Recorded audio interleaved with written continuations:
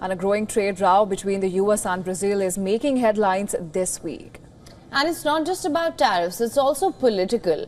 Donald Trump has imposed steep tariffs on Brazilian imports, linking them to the legal troubles of his far-right ally, Bolsonaro. Brazil's current president, Lula da Silva, is now caught in a high-stakes political and economic standoff that could affect prices at home.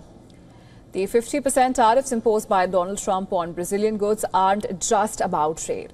They're a direct response to what Trump calls a witch hunt against former Brazilian leader Jair Bolsonaro. Now, Bolsonaro, a close Trump ally, is facing charges for allegedly plotting a coup after losing Brazil's 2022 election to President Lula da Silva. Lula has made clear Brazil's judicial system is independent and he has no power or desire to interfere in this. From a diplomatic point of view, there are various measures to be taken, and Itamaraty will take them. We can appeal to the World Trade Organization, propose international investigations, demand explanations. But the main thing is the reciprocity law, passed by Congress. And there's no doubt that first we'll try to negotiate, but if there's no negotiation, the reciprocity law will be put into practice. If he charges us 50%, we'll charge him 50%.